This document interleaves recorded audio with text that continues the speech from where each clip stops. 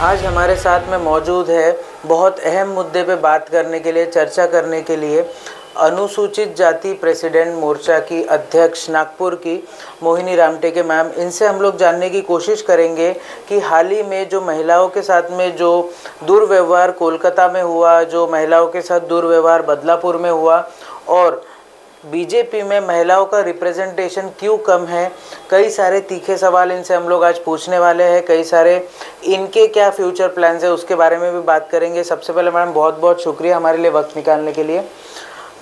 Ma'am सबसे पहला मेरा सवाल ये है कि हमने देखा है कि इंदिरा गांधी जी कांग्रेस की प्रेसिडेंट रही है, हमने देखा है सोनिया गांधी जी भी कांग्रेस की प्रेसिडेंट रही है नेशनल, बट हमने आज तक कभी ये नहीं देखा कि बीजेपी में कोई फीमेल प्रेसिडेंट देखा गया है।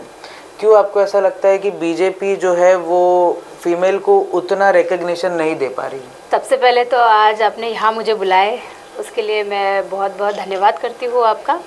मेरा एक ही ये है कि जो हमारी पार्टी है भारतीय जनता पार्टी, ये कोई भी परिवारवाद वाली पार्टी नहीं है, ये आम कार्यकर्ताओं को लेके चलने वाली पार्टी है।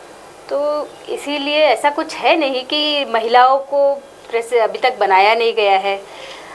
कहीं ना कहीं अच्छी अच्छी जगह पे महिलाओं को रिप्रेजेंटेटिव करने के लिए रखा है अपने, जैसे स्मृति ईरानी जी है, वो भी अभी आप देखते हुए आ रहे हैं कि किस तरह से उनका प्रवास शुरू हुआ है और वो किस तरह से आगे बढ़ती गई है। और बहुत सारी महिलाएं हैं जो अच्छे अच्छे पोस्ट पे काम कर रही है और ऐसा कुछ भी नहीं है। और आप सबको पता है कि माननीय मोदी जी ने 33% आरक्षण दिया गया है महिलाओं के लिए, अभी जो उन्होंने अनाउंस किया है। तो आने वाले समय में हम ज़रूर देखेंगे कि बीजेपी की भी महिला अध्यक्ष आपको देखने के लिए मिलेगी। मैम हम भी आशा करते हैं ऐसा महिलाओं को थोड़ा सा पॉलिटिक्स में रिप्रेजेंटेशन ज़्यादा मिले। मैम एक सवाल और मेरा पूछने का मन कर रहा है इस वक्त कि बहुत तकलीफ़ होती है जब हम लोग देखते हैं कि कोलकाता में जो इंसिडेंट हुआ, शायद हम सबको इतना बुरा लगता है, रूह कांप जाती है हमारी।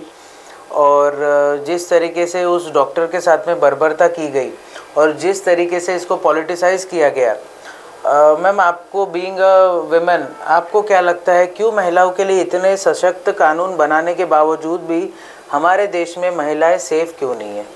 महिला जो अभी कोलकाता में जो भी कुछ इंसिडेंट हुआ है, सही में ये देखा जाए तो बहुत ही दर्दनाक इंसिडेंट हुआ है। और जिस तरह से वहाँ के जो प्रशासन ने, वहाँ के एक मतलब महिला मुख्यमंत्री होने के बाद में भी जिस तरह से कठोर कार्रवाई उन्होंने करनी चाहिए थे, वो कार्रवाई वहाँ पे हुई नहीं है।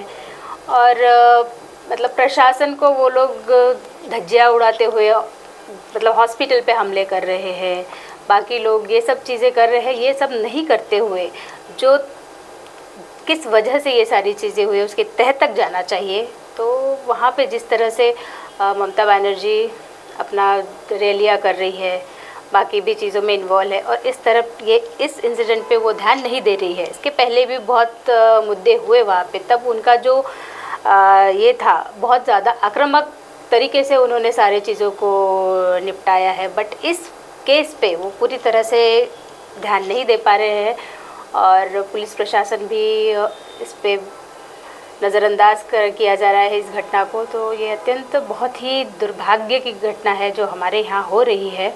तो मैं तो चाहूँगी कि सख्त से सख्त कार्रवाई जो भी कुछ अपराधी है उस पर होनी चाहिए और आगे भी ये नहीं होना चाहिए, ऐसे सब घटनाएं नहीं होनी चाहिए, महिलाओं पे अत्याचार नहीं होने चाहिए। इसके लिए सारी महिलाओं ने आगे आकर एक ठोस कदम उठाना चाहिए। मैम मुझे एक चीज़ बताइए, ये अगर कोई और प्रदेश में इंसिडेंट होता है तो उसमें अलग अलग पार्टियों का अलग अलग वेंडेटा होता है कि इसके खिलाफ बोलेंगे, बट मैम ये आपके प्रदेश में महाराष्ट्र में मुंबई में भी ऐसा एक हादसा हाल ही में हुआ है जहाँ पे बदलापुर में एक 4 साल की लड़की के साथ, बच्ची के साथ में दरिंदगी की गई है।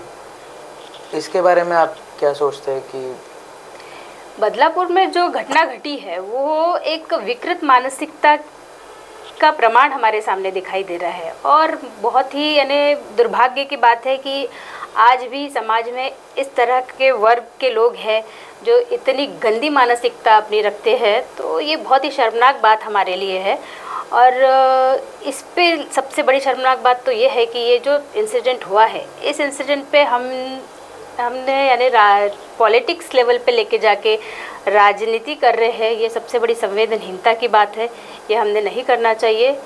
और अपराधी को इसमें भी बहुत कड़ी से कड़ी सज़ा देनी चाहिए।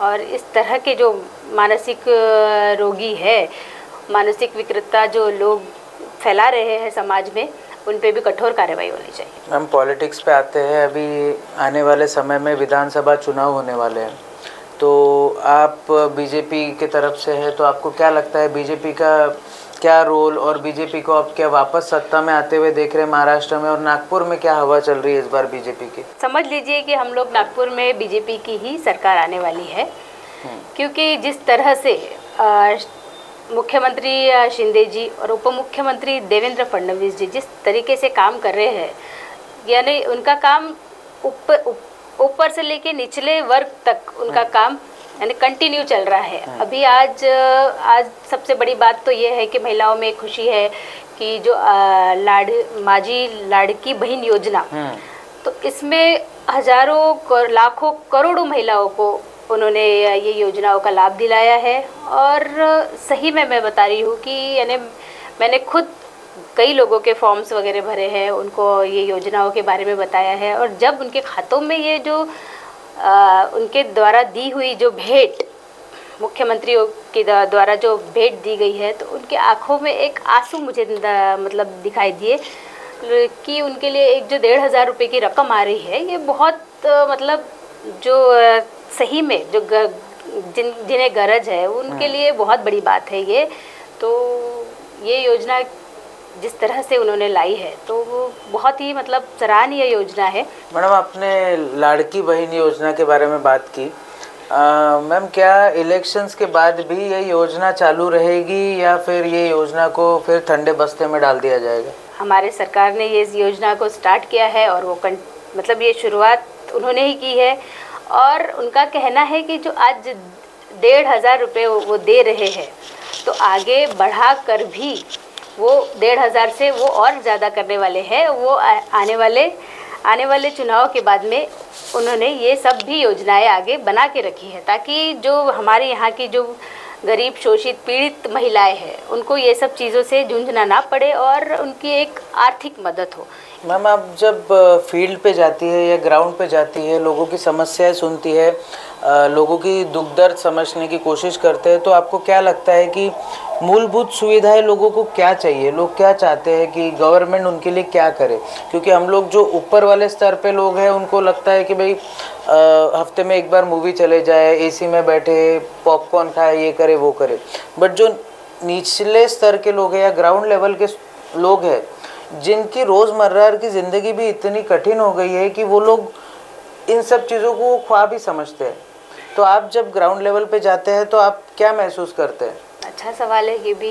एक्चुअली ग्राउंड लेवल पे जब हम जाते हैं तो लोगों का बस यही रहती है, आम जनताओं के लिए छोटी छोटी चीज़ें होती है। मतलब मैं आम लोगों की बात करूँगी कि अगर हम वहाँ पहुँचते हैं, उन तक पहुँचते हैं, तो आज कैसे जैसे बारिश में कुछ लोगों के घरों में पानी चला जाता है, उनको सबसे ज़्यादा उन सब चीज़ों की ज़रूरत होती है कि वहाँ पे रोड अच्छे से बने, पानी उनके घरों तक पहुँचे, यानी जो नल की सुविधाएं है। आज बहुत सारे जगह पे कहीं कहीं पे पानी की पूर्ति नहीं हो पाती है, तो ऐसे जगह पे पानी उनको प्रोवाइड हो जाए। और बहुत सारी छोटी छोटी चीज़ें हैं, उनकी तो छोटी छोटी समस्याएं रहती है, तो वो सारी छोटी छोटी समस्याएं यानी पूरी हो जाए उनकी। क्या आने वाले समय में मैम कोई हम लोग देख सकते हैं कि बीजेपी का नेशनल प्रेसिडेंट कोई महिला बने, और क्या वो महिला नागपुर से ही कोई रहेगी? बीजेपी एक पार्टी, मैं सही बता रही हूँ, ऐसी है कि जो कार्यकर्ता को लेके चलने वाली पार्टी है। तो इसमें कैसा है कि तुम जिस लेवल पे आपका काम है, जो भी है, जो जिस तरह से लोगों के बीच जाके काम करते हैं, बीजेपी हमेशा हर कार्यकर्ताओं के बारे में विचार करती है। तो अगर नागपुर की महिलाओं में अगर वो कैलिबर होगा, वो वो अगर बीजेपी सरकार को नज़र आती है तो इट मे बी कि वो ऐसा भी हो सकता है। मैम एक आखिरी सवाल आपसे पूछना चाहूँगा। कई सारी पार्टीज़ यहाँ पर आ रही है। पहले तो यहाँ पर कांग्रेस, एनसीपी और बीजेपी, ये तीनों के बीच में लड़ाइयाँ होती थी कि इलेक्शंस में ये तीन लोगों को ज़्यादा लाइमलाइट मिलती थी। अभी धीरे धीरे आम आदमी पार्टी यहाँ पे कॉरपोरेशन इलेक्शंस में अपने पकड़ बनाने की कोशिश कर रही है, बहुत सारी चीज़ें करने की कोशिश कर रही है। तो ये जो चौथा फ्रंट अचानक से खुला है, तो इसको आप किस तरीके से देखते हैं और क्या ये आपके लिए कोई टेंशन वाली बात है? पार्टियों ने अपने अपने तरीके से काम करना चाहिए। ऐसा हम नहीं बोलेंगे कि इस पार्टी ने लोगों के बीच नहीं उतरना चाहिए, लेकिन सबने अपने अपने अपना अपना पक्ष ज़रूर रखना चाहिए और वही काम हम भी कर रहे हैं। हमारी भी पार्टी भारतीय जनता पार्टी वही काम करेंगी। हम लोग जिस तरह से काम कर रहे हैं, मतलब जो भी योजनाएं आती है वो एकदम नीचे तक जाके हम लोग सब पहुंचाते हैं लोगों तक। वैसा ही काम बाकी दूसरे लोगों ने भी फील्ड में उतर के काम करना चाहिए। ऐसा किसी के लिए हम बोल नहीं सकते कि इन्होंने अभी ये पार्टी है, ये आगे आके काम नहीं करना चाहिए, इन्होंने नहीं करना चाहिए। सबने अपने अपने लेवल पे काम करना चाहिए। अब वो है हमारी जनता, जो सब मतलब बोलते हैं ना, ये पब्लिक है, सब जानती है, तो वो एक फैक्ट है। तो इसको कोई हम लोग ये नहीं कर सकते, इसमें कोई दो राय नहीं है। जनता अच्छे से जानती है कि क्या करना है और आज शिंदे फडणवीस की गारंटी जनता तक निचले टप्पे तक पहुंची है। तो इसीलिए जो है जनता जिस तरह से विश्वास कर रही है भारतीय जनता पार्टी पे, ये हमको आम लोगों के बीच में जाके दिख रहा है। बहुत बहुत शुक्रिया मैम, आपसे हमने बहुत तरीके के सवाल किए, आपने बहुत वक्त दिया हमें और आशा करते हैं कि आने वाले चुनाव में आप या कोई भी पार्टी हो बहुत अच्छे से चुनाव लड़े और जो भी जीत कर आए वो जनता की सेवा के लिए तत्पर रहे। तो ये थे मोहिनी रामटेके मैम, जिनसे हमने कई सारे सवाल पूछने की कोशिश की। बेबाकी से उन्होंने हर सवाल का जवाब दिया। कोई भी सवालों को डॉज करने की या उनसे भागने की कोशिश उन्होंने नहीं की। हमारे सारे सवाल जो भी आप लोगों ने हम तक पहुंचाए थे वो हमने पूछने की कोशिश की, जानने की कोशिश की कि क्यों बीजेपी में महिला रिप्रेजेंटेशन क्यों कम लग रहा है और क्या कांग्रेस और बीजेपी के अलावा जो अभी फोर्थ फ्रंट भी अभी चलने वाला है, खुलने वाला है आम आदमी पार्टी का महाराष्ट्र में, उसका फ्यूचर कैसा रहेगा और बीजेपी इसको किस तरीके से टैकल करने वाली है। इसी तरीके के और इंटरव्यूज़ के लिए आप देखते रहिए महाराष्ट्र टीवी 24।